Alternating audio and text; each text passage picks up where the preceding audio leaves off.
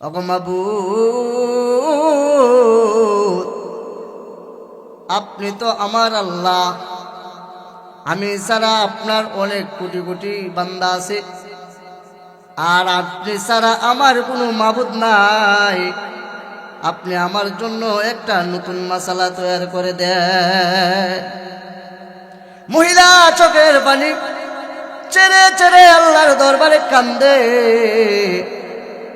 এই মহিলার দোয়াকে আল্লাহ ডাইরেক্ট কবুল করে জিব্রাইলের মাধ্যমে আল্লাহর হাবিবকে জানিয়ে দিলেন, হাবিব,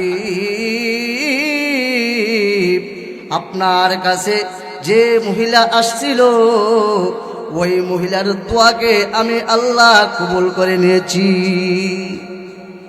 আল্লাহ বলেন, قد سمع الله قول التي تجادلك في زوجها وتشتكي إلى الله।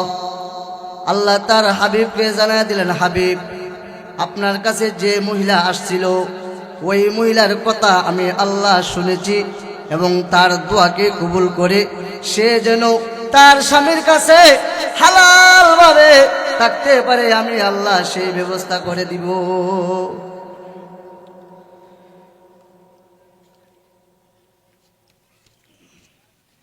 উপজেলা পশ্চিমপাড়ায় হেল্পফুল ফজল যুব সংগঠনের উদ্যোগে আজকে এক বিরাট ইসলামী মহাসম্মেলনের আয়োজন করা হয়েছে। উক্ত ইসলামী মহাসম্মেলনে সম্মানিত সভাপতি মুআজ্জাজ মুকাররম উলামায়ে কেরাম, আমার পর্দানিশী মা ও বোনেরা,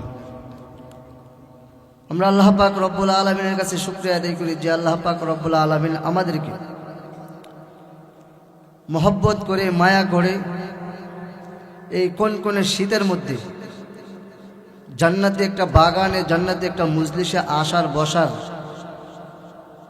তৌফিক আল্লাহ তাআলা আমাদেরকে দান করছেন। সেজন্য আমরা মন খুলে একটু বলি আলহামদুলিল্লাহ। আমরা এই মাহফিলে এসে খুশি না বেজার? কারা কারা বেজার হাত তোলেন? সবাই খুশি? আলহামদুলিল্লাহ। প্রিয় মোহতারাম হাজিরিন, রাত্র গভীর হয়ে গেছে অনেক, এখন সারা রাত্র ওয়াজ শুনলেন কিন্তু ফজরের সময় নামাজ পড়লেন না, সেই ওয়াজের কোনো দাম নাই, ঠিক না? সেই জন্য অল্প কিছুক্ষণ আলোচনা করবো ইনশাল্লাহ। আপনারা শুনতে রাজি আছেন তো ইনশাল্লাহ? প্রিয় মোহতারাম হাজিরিন, আমি আপনাদের সামনে মহাগ্রন্থ আল কোরআন থেকে ছোট্ট একটা আয়াতে কারিমা তেলাওয়াত করছি। ওই আয়াতকে সামনে রেখে অল্প কিছুক্ষণ আলোচনা করব। হযরত আমাকে একটা বিষয় দিয়েছেন, আমাদের মা বোনরা যারা মহিলা, শুধু মহিলা নয় পুরুষ সহকারে, পর্দা করলে কি লাভ, পর্দা না করলে কি ক্ষতি? প্রিয় মুহতারাম হাজিরিন, আমাদের সমাজের মধ্যে আজকে এই পর্দার প্রচলনটা উঠে গেছে একেবারে, ঠিক কিনা? আমাদের সমাজের মধ্যে যদি কোনো মহিলা সে সঠিকভাবে পর্দা করতে চায়, অনেকে ওই মহিলাকে নিয়ে একটু হাসাহাসি করে, দেখো এমুকের বউ, তাই না করে একবার আল্লাহ রুলি হয়ে গেছে, ডাইরেক্ট জান্নাতে যাবো, হাসাহাসি করেনি। তারপরে মনে করেন অনেক মানুষ আল্লাহ তাআলাই তাকে সৌন্দর্য দিয়ে সৃষ্টি করছেন, কাউকে একটু সুন্দর বেশি দিছে, কাউকে একটু সুন্দর আল্লাহ তাআলা কম দিছে। এখন আল্লাহ যাকে একটু সুন্দর বেশি দান করছে, সে কিন্তু তার থেকে একটু কালো যে তারে নিয়ে একটু হিংসা করে, এই এটা কালা একটা বিশ্রী একটা মহিলা, এটার সাথে কেটা কথা বল। আমার কথা কি বুঝতেছেন? বোঝার কথাই, কারণ আমার বাড়ি হইল ব্রাহ্মণবাড়িয়া, নাম শুনছেন না? এখন সবাই বলে আমাদের এলাকার নাকি, আমাদের জেলা নাকি একটু ঝগড়া বেশি করে। এখন আমাদের জেলাগুলো মনে করেন যে ব্রাহ্মণবাড়িয়া জেলা একটু ঝগড়া বেশি করলেও কিন্তু আলেম ওলামাদের দিক দিয়ে বাকি জেলার থেকে আগায় আছে, এটা কিন্তু মানতে হবে। এটা বিশ্বাস করেননি?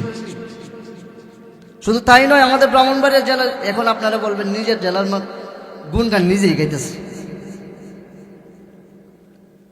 যদিও তাদের একটু রাগ বেশি। যদি আপনি তাদের সাথে একটু মিশতে পারেন, তাদের দিলটা খুললা দিলেই হবে। প্রিয় মোহতারাম হাজিরিন, সেই দিকে যাব না। বলতেছিলাম, একজন মহিলার সুন্দর যদি একটু বেশি হয়, তাকে নিয়ে একটু হাসাহাসি করে, বা একজনের অন্ধ মানুষ যার দুইটা চক্ষু আল্লাহ তাআলা দান করছে, ওই কানা মানুষটাকে দেখেও হিংসা করে, তাকে দেখতে পারে না। যার হাত পাও নাই, তাকে নিয়েও এই সমাজের মানুষ হিংসা করে, হিংসা করে না? আল্লাহ বলেন, আল্লাহর হাবিবকে উদ্দেশ্য করে বলেন, হাবিব আপনি আপনার উম্মতদেরকে জানায়া দেন, আমার প্রিয় বান্দাদেরকে নিয়ে যাতে কোনো মানুষ হেয় প্রতিপন্ন না করে, মস্কারা না করে, আপনি জানায়া দেন যে বান্দাকে নিয়ে, ইমানদার বান্দাদেরকে নিয়ে যে হাসাহাসি করবে, সে হয়তো আমার ইমানদার বান্দাকে নিয়ে হাসাহাসি করতেছে, সে হাসতে হাসতে জাহান্নামের মধ্যে চলে যাবে। আর আমার ওই বান্দাটা নিশি রাত্রে আমার কাছে মাপ চাইতেছে, আমার কাছে গফুর বলে ডাকতেছে, আমাকে এইভাবে ডাকার কারণে আমি আল্লাহ তাকে মাফ করে দিই, জান্নাতুল ফেরদাউস নসিব করে দিব। ও হাবিব, আপনি উম্মতদেরকে জানায় দেন আপনার, তারা যেন আমার কোনো প্রিয় মাহবুব বান্দাকে নিয়ে যাতে হাসাহাসি না করে। তারপরে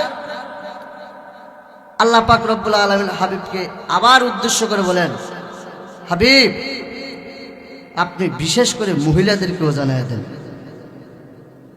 এই রূপটা কিন্তু, মা বোনরা গোসা হয়েন না, রাগ করেন না, আপনাদের ক্ষেত্রে একটু বেশি।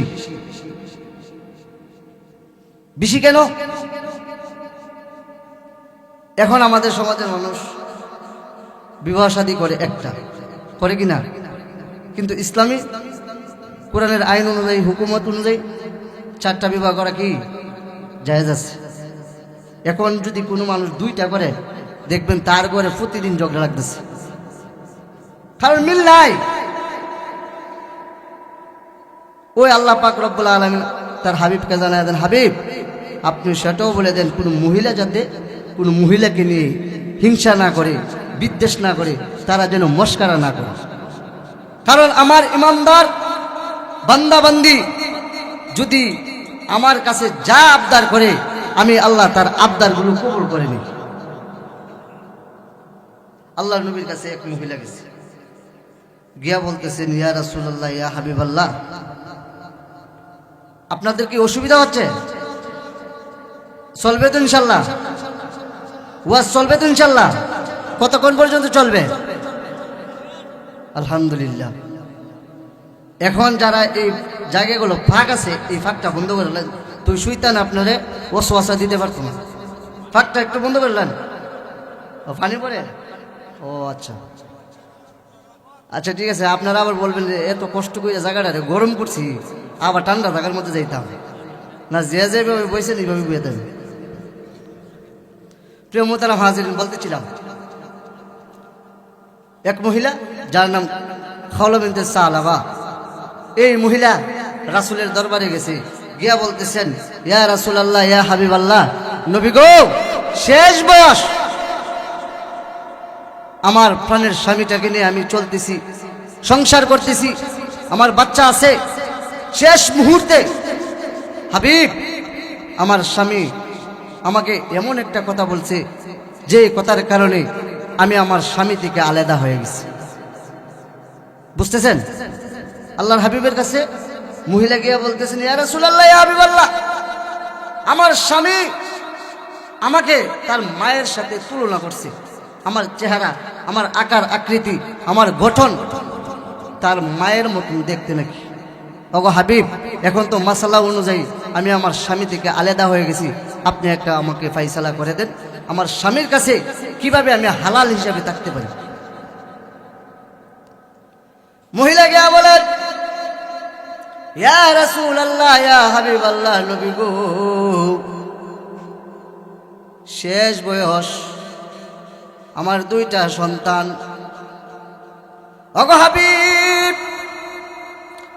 এই মুহূর্তে যদি আমি আমার স্বামী থেকে আলাদা হয়ে যাই, আমার আর কোনো ঘর নাই, বাড়ি নাই, আমি এখন কোথায় যাব? আপনি আমার জন্য আল্লাহর কাছে একটু সুপারিশ করেন, আল্লাহ যাতে নতুন একটা মাসালা আমার জন্য তৈরি করে দেয়। আল্লাহর হাবিব বলেন, ও খাওলা বিনতে সালাবা,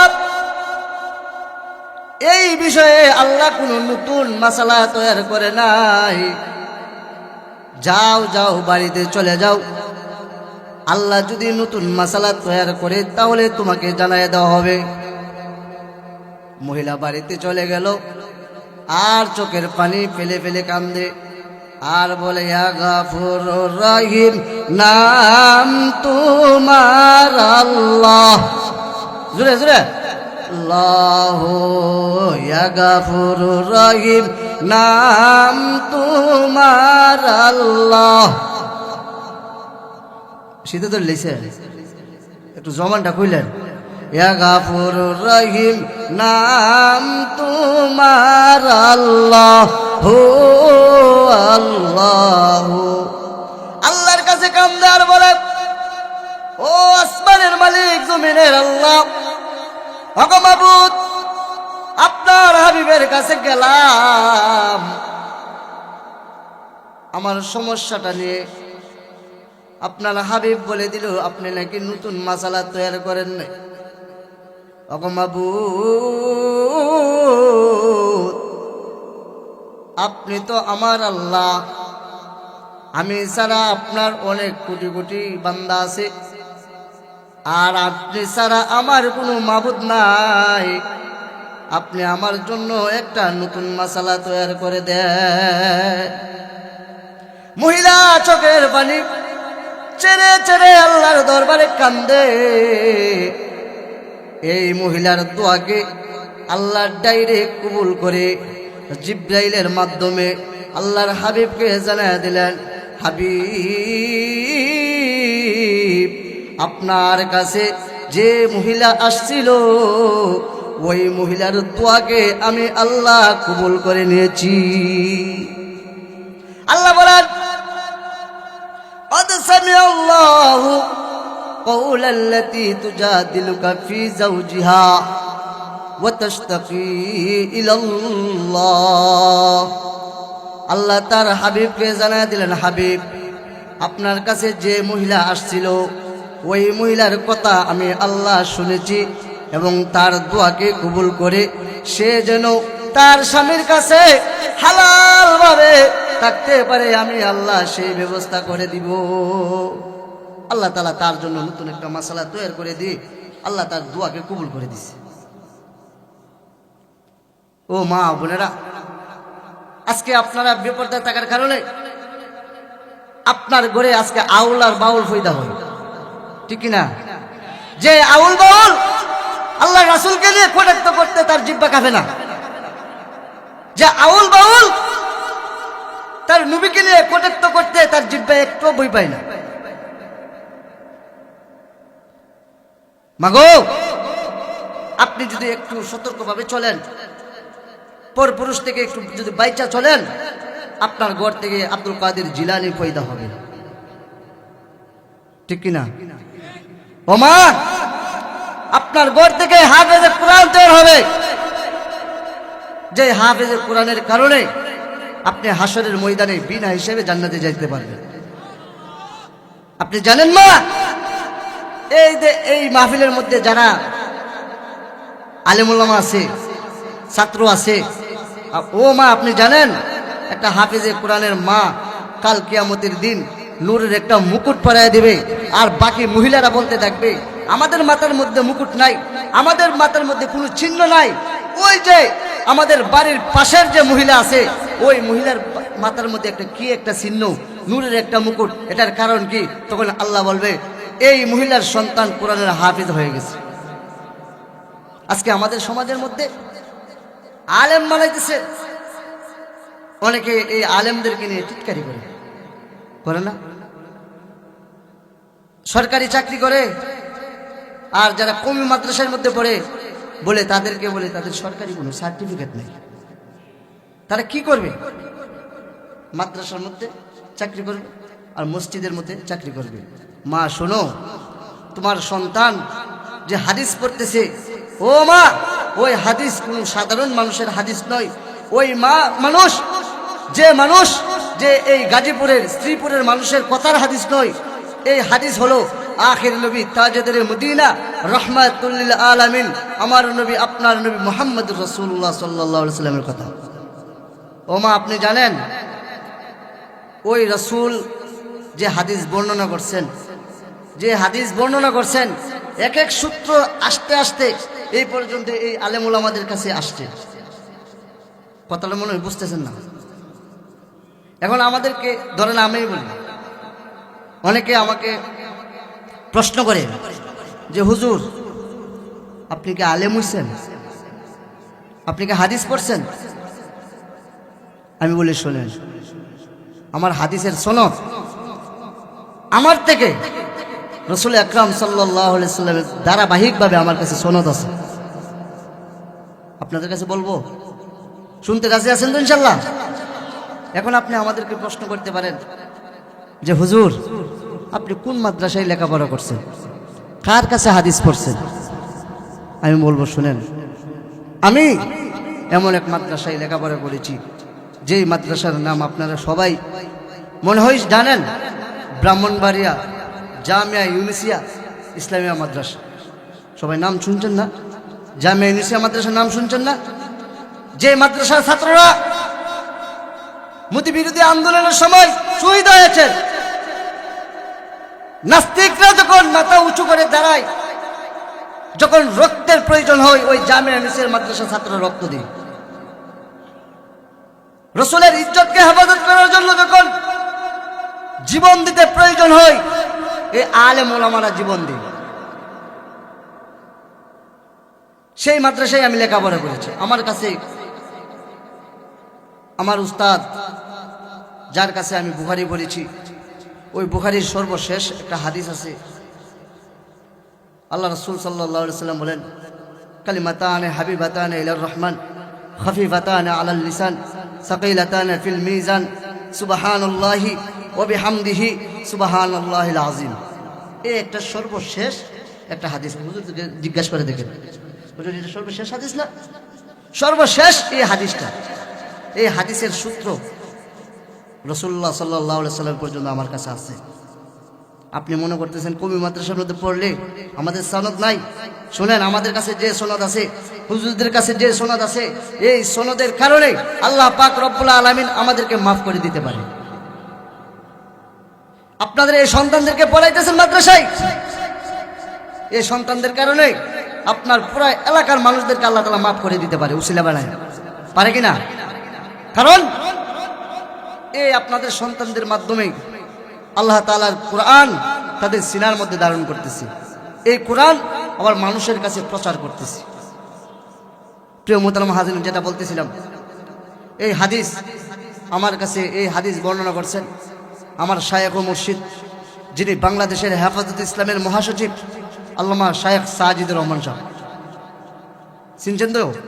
হেফাজত ইসলামের মহাসচিব যিনি আল্লামা শায়েখ সাজিদুর রহমান সাহেব, এই হাদিস আমার কাছে বর্ণনা করছেন।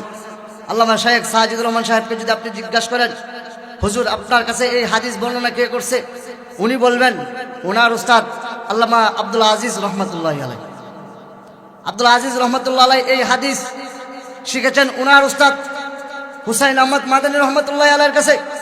হুসাইন আহমদ মাদানী রহমাতুল্লাহ আলাইহি এই হাদিস শিখেছেন ওনার উস্তাদ মাহমুদুল হাসান দেওবন্দি রহমাতুল্লাহ আলাইহির কাছে। মাহমুদুল হাসান দেওবন্দি রহমাতুল্লাহ আলাইহি এই হাদিস শিখেছেন ওনার উস্তাদ হুজ্জাতুল ইসলাম কাসেম নানুতুবি রহমাতুল্লাহ আলাইহির কাছে। হুজ্জাতুল ইসলাম কাসেম নানুতুবি রহমাতুল্লাহ আলাইহি এই হাদিস পড়ছেন ওনার উস্তাদ শাহ আব্দুল গনি মুজাদ্দিদ রহমতুল্লাহ আলাইহির কাছে শাহ আব্দুল আজিজ আব্দুল গনি মুজাদ্দিদ রহমতুল্লাহ আলাই এই হাদিস পড়েছেন। উনার উস্তাদ শাহ ইসহাক মুহাদ্দিস দেহলভী রহমতুল্লাহ আলাইহির কাছে শাহ ইসহাক মুহাদ্দিস দেহলভী রহমতুল্লাহ আলাই এই হাদিস পড়েছেন। উনার উস্তাদ শাহ আব্দুল আজিজ মুহাদ্দিস দেহলভী রহমতুল্লাহ আলাইহির কাছে শাহ আব্দুল আজিজ মুহাদ্দিস দেহলভী রহমতুল্লাহ আলাইকে যদি আপনি জিজ্ঞাসা করেন, হুজুর আপনার কাছে এই হাদিস বর্ণনা কে করছে, শাহ আব্দুল আজিজ মুহাদ্দিস দেহলভী রহমতুল্লাহ আলাইহি বলবেন, আমার কাছে এই হাদিস বর্ণনা করছেন আমার উস্তাদ শাহ ওলিউল্লাহ মুহাদ্দিস দেহলভী রহমতুল্লাহ আলাইহি। শাহ ওলিউল্লাহ মুহাদ্দিস দেহলভী রহমতুল্লাহ আলাইকে যদি আপনি জিজ্ঞাসা করেন, হুজুর আপনার কাছে এই হাদিস কে বর্ণনা করছেন, উনি বলবেন আমার উস্তাদ আবু তাহের আল মাদানী রহমতুল্লাহ আলাইহি। আবু তাহের আল মাদানী রহমতুল্লাহ আলাইহির সামনে এই হাদিস বর্ণনা করছেন উনার উস্তাদ ইব্রাহিম আল কুর্দি রহমতুল্লাহ আলাইহি। ইব্রাহিম আল কুর্দি রহমতুল্লাহ আলাইহি এই হাদিস পড়েছেন উনার উস্তাদ আহমদ আল কুশাশি রহমতুল্লাহ আলাইহির কাছে। আহমদ আল কুশাশি রহমতুল্লাহ আলাইহি এই হাদিস শিখেছেন উনার উস্তাদ মুহাম্মদ বিন রমলি রহমতুল্লাহ আলাইহির কাছে। মুহাম্মদ বিন রমলি রহমতুল্লাহ আলাইহি এই হাদিস পড়েছেন উনার উস্তাদ আহমদ ইবনে আশকাফ রহমতুল্লাহ আলাইহির কাছে। আহমদ ইবনে আশকাফ পড়েছেন উনার উস্তাদ জাইনুদ্দিন আল আনসারী রহমতুল্লাহ আলাইহির কাছে। জাইনুদ্দিন আল আনসারী রহমতুল্লাহ আলাইহি এই হাদিস পড়েছেন উনার উস্তাদ ইবনে হাজার আসকালানী রহমতুল্লাহ আলাইহির কাছে। ইবনে হাজার আসকালানী রহমতুল্লাহ আলাইহি এই হাদিস পড়েছেন উনার উস্তাদ আবুল আব্বাস আল হাজ্জার রহমতুল্লাহ আলাইহির কাছে। আবুল আব্বাস আল হাজ্জার রহমতুল্লাহ আলাইহি এই হাদিস পড়েছেন উনার উস্তাদ আবু আলিয়া জুবাইদ রহমতুল্লাহ আলাইহির কাছে। আবু আলিয়া জুবাইদ রহমতুল্লাহ আলাইহি এই হাদিস পড়েছেন উনার উস্তাদ আবুল ওয়াক্ত আসিরাসি রহমতুল্লাহ আলাইহির কাছে। আবুল ওয়াক্ত আসিরাসি রহমতুল্লাহ আলাইহি এই হাদিস পড়েছেন উনার উস্তাদ আবু আলিয়া জুবাইদ রহমতুল্লাহ আলাইহির কাছে। আবু আলিয়া জুবাইদ রহমতুল্লাহ আলাইহি এই হাদিস পড়েছেন উনার উস্তাদ আবু মুহাম্মদ আস-সারাকসি রহমতুল্লাহ আলাইহির কাছে। আবু মুহাম্মদ আস-সারাকসি রহমতুল্লাহ আলাইহি এই হাদিস পড়েছেন উনার উস্তাদ আবু মুহাম্মদ ইউসুফ ইবনে আল ফিরাউই রহমতুল্লাহ আলাইহির কাছে। ইমাম ফিরাউই বলেছেন উনার উস্তাদ আমিরুল মুমিনিন বিল হাদিস আবু আব্দুল্লাহ মুহাম্মদ ইসমাইল আল বুখারী রহমতুল্লাহ আলাইহির কাছে। ইমাম বুখারী বলেছেন আহমদ ইবনে আশকাবের কাছে। আহমদ ইবনে আশকাব বলেছেন মুহাম্মদ ইবনে ফুজাইলের কাছে। মুহাম্মদ ইবনে ফুজাইল বলেছেন উমর ইবনে কাকার কাছে। উমর ইবনে কাকা বলেছেন আবু জুরার কাছে। আবু জুরা বলেছেন আবু হুরায়রা রাদিয়াল্লাহু তাআলা আনহু কাছে। আর আবু হুরায়রা বলেছেন ইমামুল মুরসালিন, ইমামুল আম্বিয়া, ইমামুশ শাফিঈন, ইমামুস সাকলাইন, আপনার নবী আমার নবী নবী মুহাম্মদুর রাসূলুল্লাহ সাল্লাল্লাহু আলাইহি ওয়াসাল্লামের কাছে।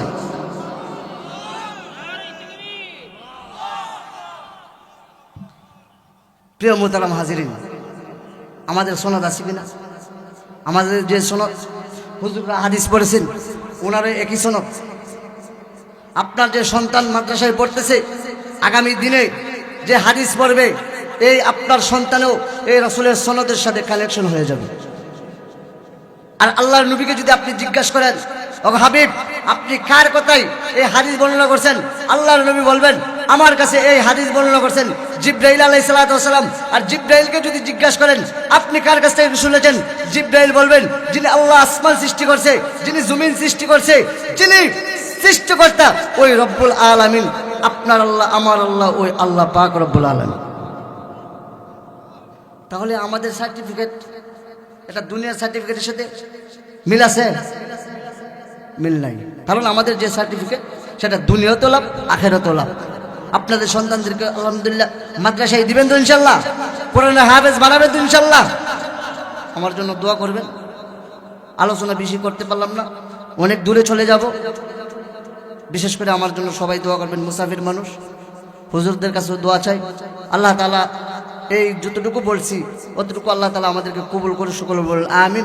সর্বশেষ যে কথাটা আমি যে আয়াতটা পড়ছিলাম ওই আয়াতের সারাংশ এটাই, কোনো ইমানদার বান্দা এবং বান্দীদেরকে নিয়ে হাসাহাসি করা যাবে না। মন থাকবে তো ইনশাল্লাহ? সে হতে পারে চক্ষু কানা, সে হতে পারে তার হাত নাই পা নাই। শুনেন, যার চক্ষু নাই আল্লাহ বলেন তার জন্য আমি একটা প্লাস পয়েন্ট রেখেছি, আমি আল্লাহ তার চক্ষুকে উসিলা বানাইয়া তাকে জান্নাত দিয়ে দিব। তাহলে ওই অন্ধ মানুষকে দিকে হাসাহাসি করবেন? আল্লাহ তাআলা আমাদেরকে সবাইকে কবুল করে সকল বলেন আমিন। ওয়া আখির দাওয়ানা আলহামদুলিল্লাহি রাব্বিল আলামিন।